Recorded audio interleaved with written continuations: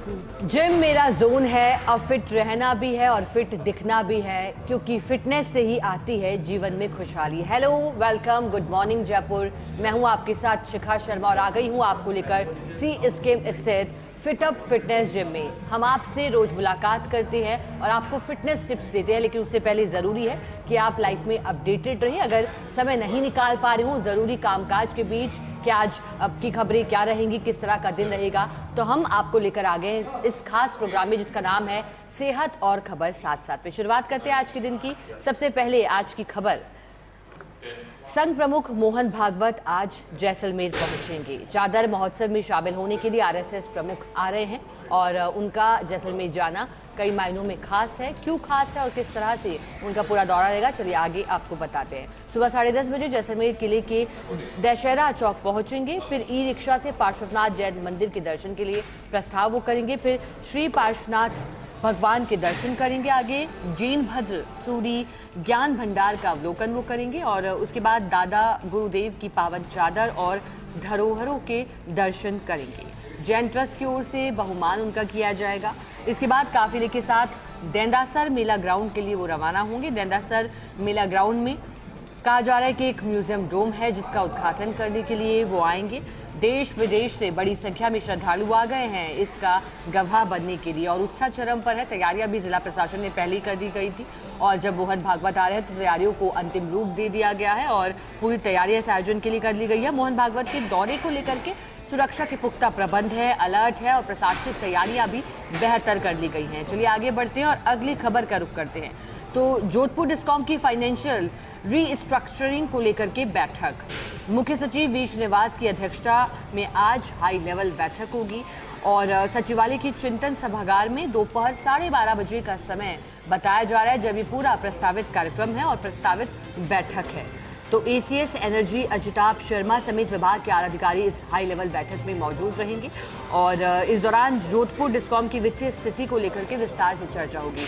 वित्तीय स्थिति को लेकर के हर बिंदु पर बारीकी से मंथन होगा, समीक्षा भी इसमें हो सकती है, आगे किस तरह का योजना रहेगी, कार्य योजना ये भी तय होगी। पिछले दिनों मुख्य सचिव ने ऊर्जा विभाग की समीक्षा बैठक ली थी और वो हमने आपको बताया भी था इस खास बुलेटिन के माध्यम से। इस दौरान वित्तीय स्थिति को देखते हुए जोधपुर डिस्कॉम के निजीकरण पर भी चर्चा हुई थी। इसके बाद अब आज डेडिकेटेड जोधपुर डिस्कॉम की बैठक बुलाई गई है। एक पहले बैठक हो चुकी है ऊर्जा विभाग से जुड़ी और अब आज उसी कड़ी में उसे आगे बढ़ाते हुए एक और आज बैठक जोधपुर डिस्कॉम की ओर से बुलाई गई है। चलिए अगली खबर की बात करते हैं। अब अगली खबर राजधानी जयपुर से ही आ रही है। ईरान इजराइल अमेरिका तनाव से फ्लाइट संचालन प्रभावित हुआ है, तो अब चहुतरफा और असर दिखाई देने लगा है। हर तरफ चौतरफा असर किस तरह से जो एक महायुद्ध की ओर, तीसरे विश्व युद्ध की आहट हुई है।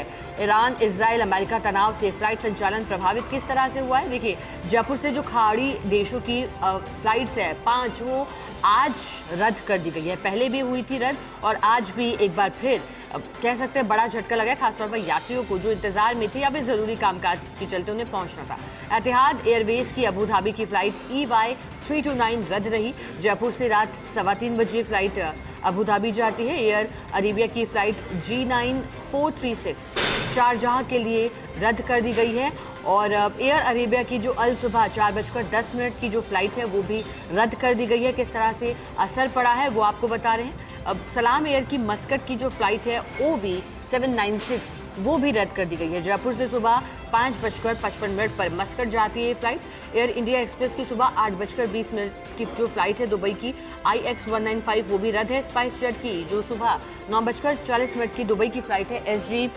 57 वो भी रद्द कर दी गई है। तो ना सिर्फ राजधानी में बल्कि पूरे ही दुनिया भर में कह सकते हैं असर जो पड़ा है, फ्लाइट संचालन प्रभावित है। आप अलग अलग तरह से वीडियो भी देख रहे होंगे सोशल मीडिया पर, चाहे बड़ी हस्तियां हो, फिल्म स्टार हो, वो भी अगर मिडिल ईस्ट के देशों में पहुंचे तो वो भी वहां फंसे हैं क्योंकि जो हालात हैं, जो हवाई फायर लगातार चल रहा है और ऐसे में इसका जो असर है वो अब पड़ने लगा है हवाई सेवाओं पर। चलिए अगली खबर की बात करते हैं जो प्रदेश के मौसम से जुड़ी है। राजस्थान में गर्मी ने रफ्तार पकड़ ली है। 15 से ज्यादा शहरों में पारा 35 डिग्री के पार हो गया और इस बार पहली मौसम विभाग का आकलन है कि जो पारा है वो जब पीक गर्मी का मौसम होगा अप्रैल और मई के दिन, तो वो 50 के भी पार जा सकता है। ये पहली आकलन है और इसका असर दिखाई दे रहा है। मार्च की शुरुआत में 15 शहरों का पारा 35 डिग्री के ऊपर पहुंच गया। भीलवाड़ा की बात करें, अलवर की बात करें, पिलानी की बात करें, कोटा की बात करें समेत कई शहर प्रदेश के जो कि अब गर्मी के चलते इनमें उमस की स्थिति भी बनने लगी है। तापमान में बढ़ोतरी हो गई है। मौसम विभाग का अलर्ट है, अगले 2 हफ्ते के लिए गर्मी का असर और तेज होगा और ऐसे में ज़रूरी है कि आप पूरी तरह से अब तैयारी कर लें हाइड्रेट रहने की, क्योंकि गर्मी और बढ़ेगी आने वाले दिनों में। प्रदेश के कुछ हिस्से में हीट वेव चलने की संभावना है। अगले 1 हफ्ते तक मौसम साफ रहने का अनुमान है। अगले 1 हफ्ते तक मौसम साफ रहेगा, लेकिन हीट वेव चल सकती है। लू के थपेड़ों की बात भी हो रही है। कई शहरों में अधिकतम तापमान 36 डिग्री पर दर्ज किया गया है। वहीं तेज धूप और बढ़ती गर्मी से लोगों की परेशानियां बढ़ गई है। कई जिलों में जो न्यूनतम तापमान है वो 15 डिग्री से नीचे रहा है। न्यूनतम तापमान में भी वृद्धि देखी गई है, क्योंकि न्यूनतम तापमान भी 15 डिग्री सेल्सियस से अधिक हो गया है, जो फरवरी के अंतिम दिनों में 10 डिग्री या इससे नीचे रहता था। अब जब मार्च की शुरुआत है, अभी तो मार्च का पहला सप्ताह ही पूरी तरह से नहीं बीता है, लेकिन उस दौरान ही गर्मी का असर तेज होता दिखाई दे रहा है। चलिए, ये तो थी खबरें और अब हम बात करें फर्स्ट इंडिया समूह के अखबार की खबरों की। तो सबसे पहले आपको बताते हैं फर्स्ट इंडिया इंग्लिश न्यूज़पेपर की खबर जो आज प्रकाशित हुई है। क्या है ये खबर? ये खबर एक खास मुलाकात से जुड़ी है। India trust in law of dialogue and diplomacy. Modi wants world powers call for end to Iran and Ukraine wars. तो प्रधानमंत्री नरेंद्र मोदी की कल एक मुलाकात हुई थी। उनकी मुलाकात हुई थी फिनलैंड के राष्ट्रपति अलेक्जेंडर से और इस दौरान एक साझा प्रेस वार्ता भी की गई और प्रधानमंत्री नरेंद्र मोदी ने एक साझा प्रेस कॉन्फ्रेंस को संबोधित करते हुए कहा कि जो भारत है वो संवाद में भरोसा करता है। भारत जो है वो कूटनीति में भरोसा करता है और भारत जो है वो भरोसा करता है कि भविष्य में हालात सुधरेंगे। India believes in rule of law, dialogue and diplomacy. तो भारत कानून के शासन पर, संवाद पर और डिप्लोमेसी में, कूटनीति में पूरी तरह से यकीन रखता है। Prime minister Narendra Modi said on Thursday, उन्होंने गुरुवार को ये बातें कही, adding that military conflict is not the resolution to any issue. तो प्रधानमंत्री नरेंद्र मोदी ने कहा कि किसी भी तरह के सैन्य संघर्ष की ओर जाना किसी भी मुद्दे का, विवाद का या फिर किसी भी तरह की जो स्थितियां होती हैं उसका समाधान नहीं होता, इससे कुछ भी रिजॉल्व नहीं होता, ये प्रधानमंत्री नरेंद्र मोदी ने कहा है। PM Modi's big remark comes amid the deadly US Iran conflict which has affected majority of middle east. ये बात प्रधानमंत्री नरेंद्र मोदी ने कही क्योंकि अब जो ईरान इजराइल युद्ध है, भीषण संघर्ष की स्थितियां हैं, उससे पश्चिम एशिया के अधिकांश देश प्रभावित होते हुए दिखाई दे रहे हैं। मिडिल ईस्ट में तो इसका असर है ही, क्योंकि लगातार ईरान की ओर से अब जो हवाई हमले किए गए उसका असर मिडिल ईस्ट में तो दिखाई दे ही रहा है, लेकिन इसका असर पश्चिम एशिया पर भी। और प्रधानमंत्री नरेंद्र मोदी ने यही कहा कि किसी भी स्थिति का हल सैन्य विरोध से नहीं हो सकता। PM Modi made the statement at a joint press conference with Finland president Alexander. तो प्रधानमंत्री ने ये तमाम बातें कही हैं। ये बातें कही हैं प्रधानमंत्री ने जब उन्होंने जॉइंट प्रेस कॉन्फ्रेंस को संबोधित किया था, जो कि फिनलैंड के राष्ट्रपति के साथ उनकी थी। अगली खबर की बात करते हैं। तो अब India mourns loss of Iran's Ali Khamenei. तो इंडिया ने पहली बार अली खामेनेई की मौत के बाद शोक संवेदनाएं पहली बार व्यक्त की हैं। अपनी संवेदनाएं भारत की ओर से व्यक्त की गई हैं। ये पहला मौका है जब अली खामेनेई की मौत, जिस तरह से बताया गया कथित तौर पर कि अमेरिका और इजराइल के जो संयुक्त हवाई हमले में ईरान के सुप्रीम लीडर अली खामेनेई मारे गए, तो इंडिया ने पहला मौका है जब इस पर कुछ कहा है, इस पर संवेदनाएं अपनी व्यक्त की हैं। किस तरह से की हैं, क्यों की हैं, किन हालातों में की है, चलिए आगे आपको बताते हैं। India has sent its condolences to Iran on the death of its supreme leader Ayatollah Ali Khamenei. Foreign Secretary Vikram Misri met the Iran ambassador in Delhi on Thursday and signed condolence book for Khamenei's death. तो कल एक मुलाकात दिल्ली में हुई थी। जो भारत के विदेश सचिव हैं विक्रम मिस्री, उनकी मुलाकात हुई थी ईरान के राजदूत के साथ, जिसने सभी का ध्यान भी आकर्षित किया और भारत ने साइन किए हैं, हस्ताक्षर किए एक शोक पुस्तिका पर, जिसमें संवेदनाएं भारत ने व्यक्त की हैं। और ये सब तब हुआ आज after US Israel air strikes in Tehran, जब अमेरिका ने तेहरान पर हवाई हमले किए, उसके कुछ ही घंटों बाद चर्चाओं में आ गया भारत का हस्ताक्षर करना एक पुस्तिका पर। चलिए अब अगली खबर की बात करते हैं। अगली खबर है राजनीति का केंद्र रही कल की वो तस्वीर जिसका हमने जिक्र लगातार किया था फर्स्ट इंडिया न्यूज़ चैनल पर, और अब अखबार में भी इस को खास जगह इसलिए दी गई है क्योंकि काफ़ी महत्वपूर्ण है राजनीति में ये तस्वीर आना। End of an era in Bihar as Nitish Kumar moves on. तो नीतीश कुमार का आगे बढ़ना कहा जा रहा है कि एक तरह के युग का अंत है। Bihar Chief Minister Nitish Kumar on Thursday filed his nomination papers for the upcoming Rajya Sabha election. तो बिहार के मुख्यमंत्री नीतीश कुमार ने राज्यसभा के लिए नामांकन दाखिल किया। कल नामांकन की अंतिम तारीख भी थी और कल नामांकन दाखिल करने पहुंचे।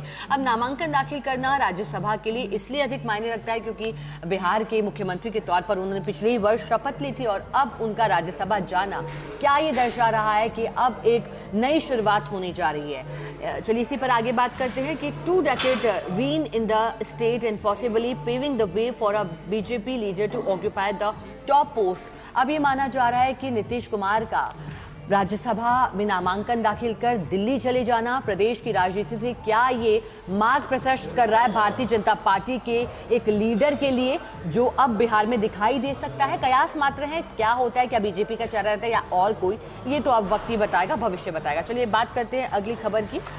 ये तो हमने आपके साथ बात करी प्रदेश की राजनीति के साथ साथ जो देश भर में स्थितियां दुनिया भर में बन रही हैं, प्रधानमंत्री नरेंद्र मोदी की जो मुलाकात है उससे जुड़ी। अब हम बात करते हैं राजस्थान की और किस तरह से यहाँ पर योजनाओं को गति देने के लिए तैयारी सरकार की है, प्रशासन की है। CS reviews power transmission rapid rail project. तो जो रेल से जुड़ी परियोजनाएं हैं उन्हें किस तरह से गति दी जा सकती है, इसे लेकर के रिव्यू किया है, समीक्षा की है CS V श्रीनिवास ने। Chief secretary V Srinivas reviewed interstate power transmission projects and directed officer to ensure timely nothing. Rajasthan is emerging as a major renewable energy hub. तो CS V श्रीनिवास ने जो परियोजनाएं हैं रेल से जुड़ी उन्हें किस तरह से जल्द धरातल पर लाया जा सकता है, उन्हें कैसे गति मिल सकती है, खासतौर पर जो केंद्र के साथ राज्य के हित से जुड़ी हुई है उसे लेकर के समीक्षा उन्होंने की है और अधिकारियों को यही कहा है कि जल्द से जल्द गति दें इन तमाम कार्यों को ताकि जो जनता है उसके हित में कामकाज हो सके, और यही मुख्यमंत्री की मंशा थी। चलिए ये तो थी फर्स्ट इंडिया इंग्लिश न्यूज़पेपर की खबरें। अब हम बात करते हैं फर्स्ट इंडिया दैनिक हिंदी अखबार सच बेधड़क की खबरें क्या कहती हैं, चलिए बताते हैं। और इस खबर को सुनकर क्रिकेट प्रेमी जरूर खुश होंगे क्योंकि कल मैच इस तरह का था, भारत ने सेमीफाइनल में इंग्लैंड को 7 रन से हराया और जो मुकाबला था वो दिलचस्प हुआ। अब कहा गया कि नेक टू नेक फाइट था, 251 से ज़्यादा का लक्ष्य, 253 का लक्ष्य देना भारत की ओर से और फिर मात्र 7 रन से। लेकिन ये जीत मायने रखती है क्योंकि हमारे बॉलर्स ने, हमारे बैट्समैन ने जिस तरह का परफॉर्मेंस दी, खासतौर पर बुमराह ने जब अंतिम 2 ओवरों की बात हो रही थी और उन्होंने वाकई जो रन है जिस तरह के चाह रहे थे वो नहीं मिले सामने वाली टीम को। संजू सैमसन की तूफानी अर्धशतक और बल्लेबाजी के शानदार सामूहिक प्रदर्शन के दम पर भारत ने ICC T20 विश्व कप के सेमीफाइनल में इंग्लैंड को 7 रन से हराकर लगातार दूसरी बार फाइनल में जगह बना ली है। और इस जीत के साथ भारत ने T20 विश्व कप के फाइनल में जगह बना करके रविवार को उसका मुकाबला न्यूजीलैंड से होगा और सुपर संडे इस बार होगा क्योंकि भारत और न्यूजीलैंड एक बार फिर, और भारत पहले ही जो है वो T20 वर्ल्ड कप जीत चुका है। लेकिन अगर ऐसा होता है, भारत की जो फाइट है अब इंग्लैंड के साथ, न्यूजीलैंड के साथ इंग्लैंड को हरा करके, तो किस तरह का मुकाबला रहेगा क्योंकि न्यूजीलैंड के लिए अगर ऐसा होता है तो पहली बार होगा। लेकिन भारत लगातार कमाल कर रहा है, शानदार प्रदर्शन भारत का हुआ है और भारतीय टीम अब खिताब बचाने वाली पहली टीम बनकर इतिहास रचने की कोशिश भी करते हुए दिखाई दे रही है। चलिए आगे बढ़ते हैं। ये तो थी सैमसन और तूफान की बात, भारत फाइनल में आ गया उसके बाद।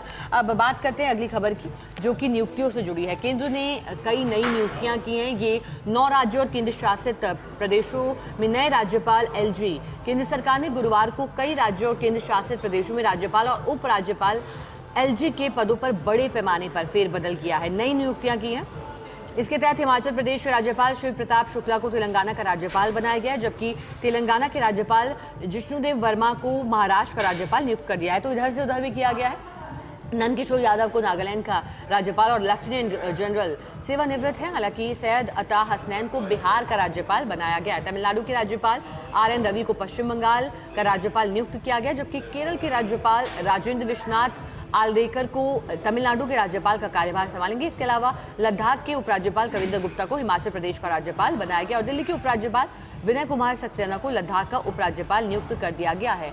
और जबकि पूर्व जो राजनयिक हैं तरनजीत सिंह, उनको दिल्ली का नया उपराज्यपाल बनाया है। तो ये है वो महत्वपूर्ण नियुक्तियां 9 राज्यों और केंद्रशासित प्रदेशों में। अगली खबर की बात करते हैं। अगली खबर, विधानसभा में 2 विधेयक पारित हुए हैं। अब 14 साल से प्रशिक्षु काम का समय 10 घंटे की बात कही गई है। तो विधानसभा में गुरुवार को बहस के बाद 2 महत्वपूर्ण विधेयक, राजस्थान जन विश्वास उपबंधों का संशोधन विधेयक 2026 और राजस्थान दुकान एवं वाणिज्यिक प्रतिष्ठान संशोधन विधेयक 2026 ध्वनिमत से पारित कर दिए गए। सरकार इन विधेयकों के प्रावधान पहले ही अध्यादेश के जरिए लागू कर चुकी है, जिन्हें अब स्थायी कानून का रूप दे दिया गया है। राजस्थान जन विश्वास उपबंधों का संशोधन विधेयक के तहत राज्य के करीब 11 कानूनों में संशोधन कर छोटे और तकनीकी उल्लंघनों को अपराध की श्रेणी से बाहर कर दिया गया है। कई मामलों में पहले जहां जेल की सजा का प्रावधान था, वहां अब आर्थिक दंड यानी जुर्माने का ही प्रावधान है।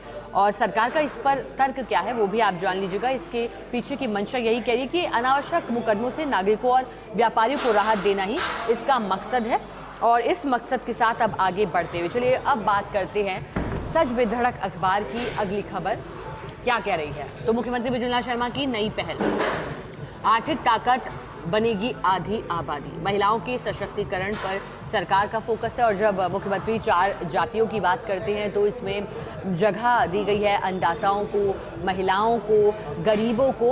और साथ ही साथ मुख्यमंत्री मृदुला शर्मा बात जो कल्याण की करते हैं तो महिलाओं पर इसमें खास तौर पर मुख्यमंत्री का और महिलाओं को ध्यान में रख करके, इनमें रख करके जो प्रदेश सरकार है वो मंशा लगातार उनको लाभान्वित करने की बना रही है। तो मुख्यमंत्री मृदुला शर्मा के नेतृत्व में राज्य सरकार महिलाओं को आत्मनिर्भर बनाने और उनकी आर्थिक सामाजिक स्थिति को मजबूत करने के लिए कदम उठा रही है। चाहे बजट की बात हो, बजट घोषणाओं में जिस तरह से ख्याल लखपति दीदी को लेकर भी जो टारगेट है अब आगे के लिए वो तय कर दिया गया था। अब राज्य बजट में भी महिला सशक्तिकरण, रोजगार और सुरक्षा से जुड़े कई महत्वपूर्ण प्रावधान किए गए, जिसमें प्रदेश की आधी आबादी को सशक्त बनाने की दिशा में पहल होगी। नई राज्य सरकार ने बजट में रूरल विमेन, BPO, राज सखी स्टोर्स, अमृत पोषण वाटिकाओं का निर्माण, किशोरी बालिका योजना का विस्तार और लखपति दीदी ऋण योजना के तहत कई योजनाएं जो लाई गई हैं महिलाओं को आर्थिक रूप से मजबूत करने के लिए। तो प्रदेश में महिला सशक्तिकरण और वित्तीय समावेशन के प्रयासों के परिणाम स्वरूप अब तक 16 लाख से अधिक महिलाएं लखपति दीदी बन चुकी हैं। ग्रामीण महिलाओं को रोजगार उपलब्ध कराने के लिए 100 करोड़ रुपए की लागत से जिला स्तर पर रूरल विमेन BPO स्थापित किए जाएंगे। साथ ही मुख्यमंत्री लखपति दीदी ऋण योजना के तहत ऋण सीमा 1 लाख से बढ़ा करके 1.5 लाख करने की बात सामने आ रही है। बता दें कि जो इसके लिए प्रावधान है वो किया गया है। आजीविकाओं के माध्यम से भी आत्मनिर्भर बनाने की बात हो रही है। तो महिलाओं के सशक्तिकरण पर सरकार का फोकस किस तरह से है ये साफ कर दिया गया है, क्योंकि अब आर्थिक निर्भरता बढ़ाने की बात मुख्यमंत्री ने की है। तो ये तो थी सच बेधड़क दैनिक हिंदी अखबार की खबरें। फर्स्ट इंडिया समूह के दोनों ही डेली इंग्लिश न्यूज़पेपर और दैनिक हिंदी अखबार की खबरें।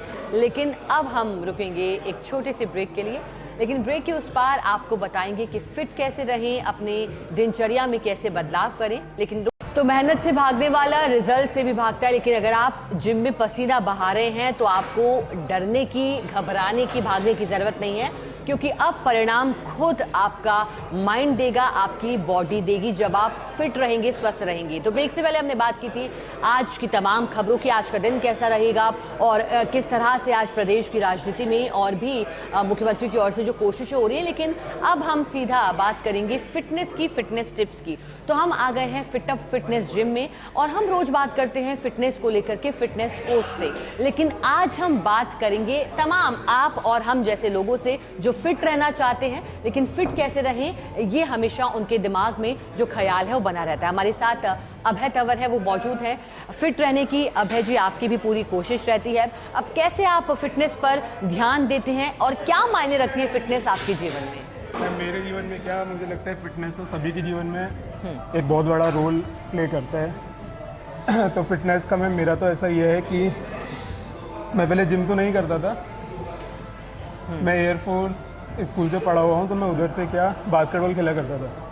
उधर से मैं 3 बार ऑल इंडिया टूर्नामेंट भी खेल के आया हूँ, जिसमें 2 बार गोल्ड मेडल जीता है। तो स्टार्टिंग से मेरा ये है कि किसी भी एक फिजिकल एक्टिविटी का पार्ट रहो, चाहे वो कोई स्पोर्ट हो या जिम हो।